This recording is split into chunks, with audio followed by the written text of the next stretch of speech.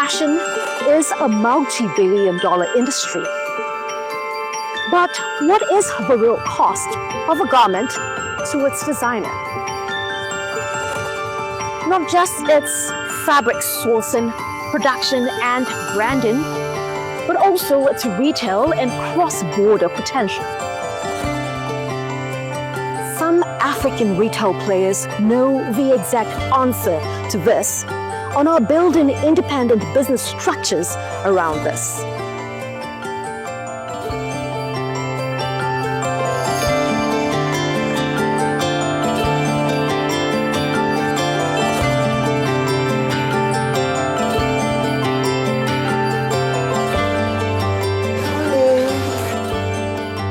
When I was sort of in secondary school, I used to say to my friends, I want this space where women can come into and sort of like find everything that they want, they need. And this is something that I had in my head, sort of on the background somehow.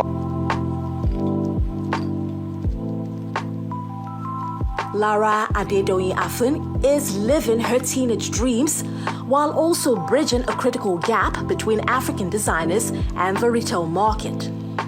I'm absolutely in awe of African brands.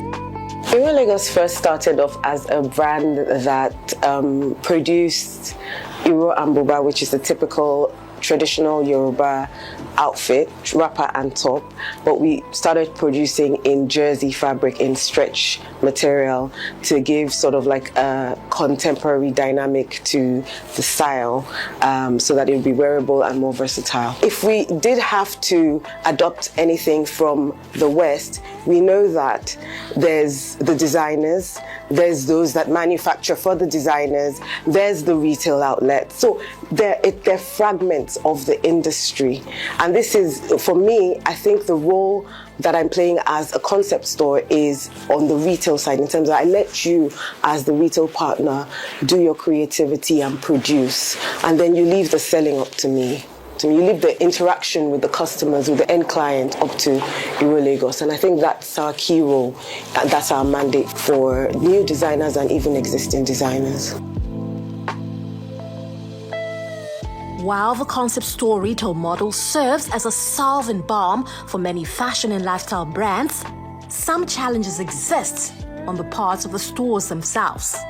These include production quality control and supply shortages. Shortfalls that a very clear mandate helps mitigate. We are guided by 3 principles: creative, curated, comfort. So it has to be creative. It has to look like, it was thought through. It's, curated because we put a collection together, and comfort, your clothes have to be comfortable regardless of whether they're, baggy or not. They need to be comfortable.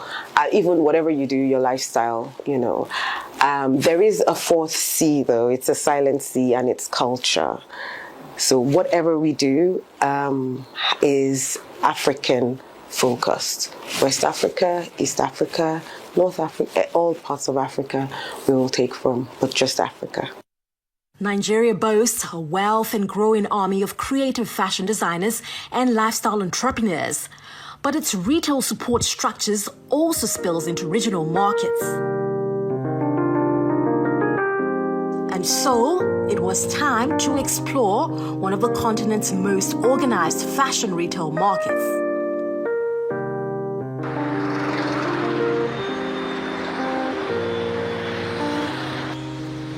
I have come to Accra, Ghana, cradle to great historical landmarks and home to some of Africa's most creative designers.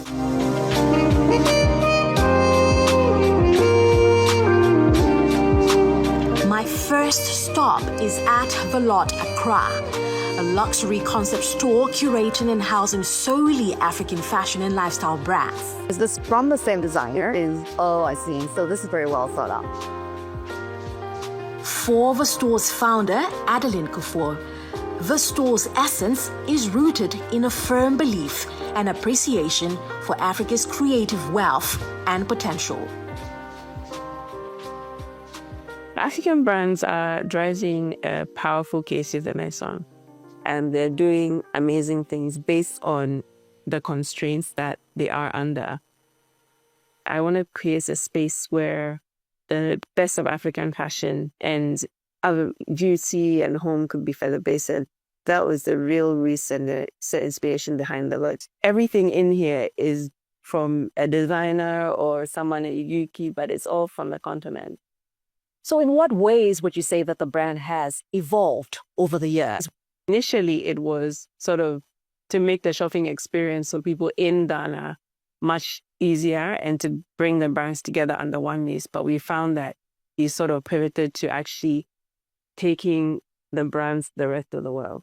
People will come into the store, maybe coming here to experience the specific brands, and then they end up discovering other brands. So for me, it's making that link. That is our core mandate. We like to know what inspires the designer or the person behind the brand. We'll also look at the authenticity and creativity of what it is that they're presenting to us.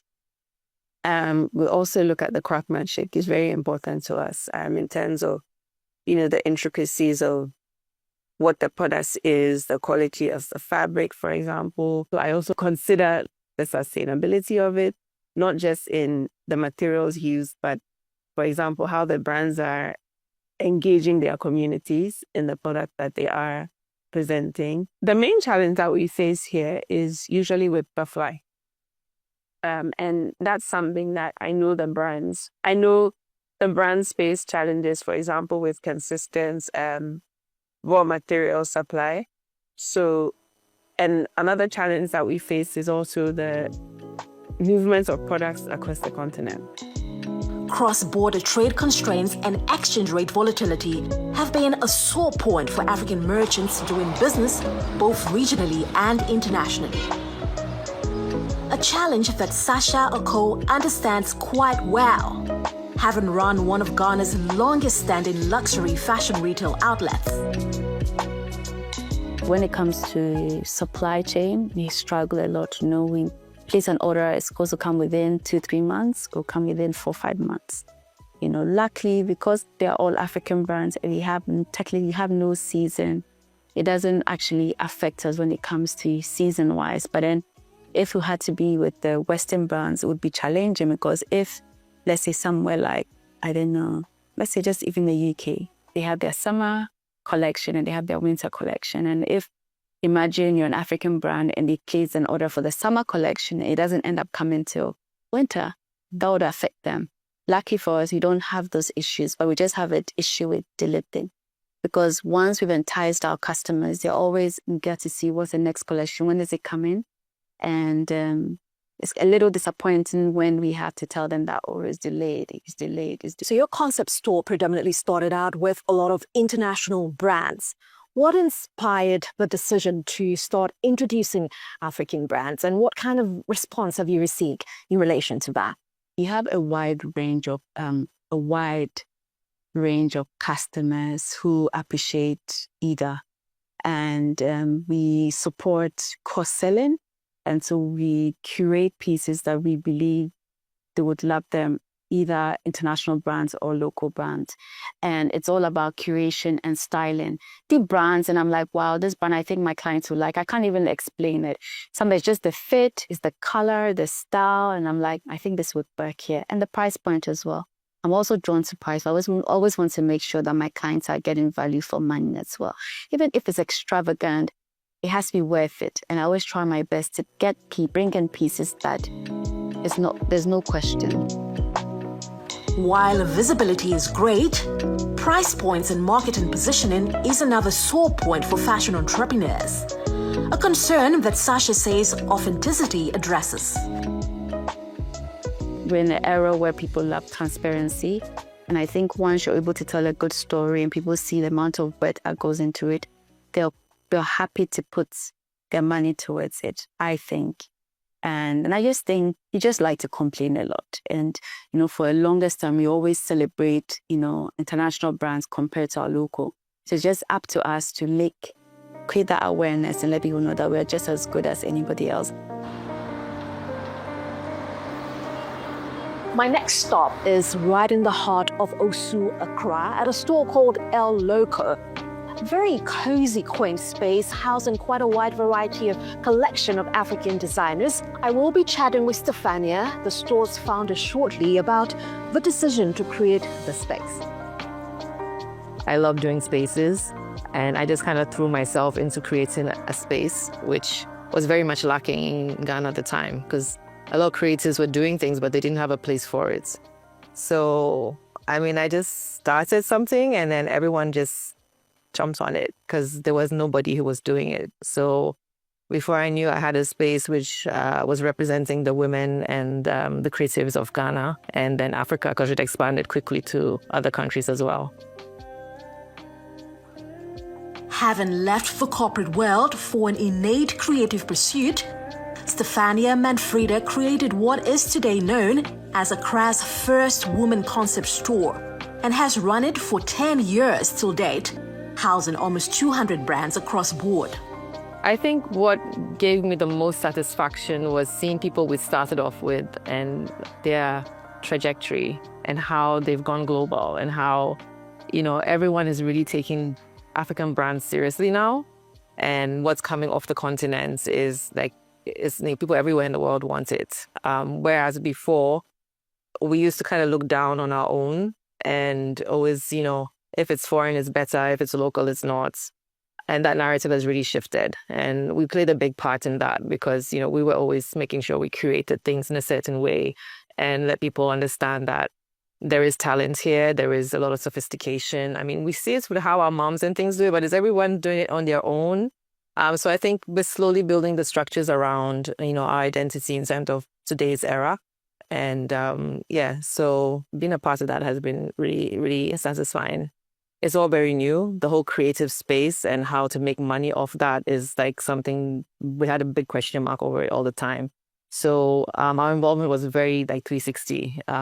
You come here as a brand or as a visitor or a customer, you get a story and you get the behind the scenes. You get the full essence of why a product exists. There's also a big component of the new and upcoming because they don't really get taken seriously either by the markets. So they have serious struggles. So we also look at up-and-coming brands a lot because they're the most excited about what they're doing. They're the most passionate sometimes. And they also need to have someone kind of show them the way. So we like to also get ourselves involved in that. Just like with other retail structures, the challenges of running a concept store also exists for El Loco. The difficulties are a lot in the sense that until it becomes something tangible, it's so abstract. There's a lot of training and grooming that has to go into the team. Also for them to even appreciate all the mastery of, the work that is done on the products. They have to know the stories. They have to get involved with those stories. It has to be quite personal. Quality is a non-brainer. Obviously, that is at the top of the list because we want to showcase the best and let the world know that we're capable of doing so much. In light of challenges unique to the continent, these retail mavens are certainly putting their money where the mouth is. And while they may still have their work cut out for them, they say they are up to the task. But we would like to see our footprint across other countries in Africa and the rest of the world. We want to scale a little bit up to sort of a proper departmental store structure, as it were, both online and physically. We want to create a space where people walking in like a product, buy and then later find out it's African, or buy and later find out it's from another different country. We're definitely looking at expanding onto the e-commerce space. And then also in educational space, so looking at opening an institute where we can actually go deeper into the training and have a more structured approach to mentoring and training local brands to be able to compete on the global market.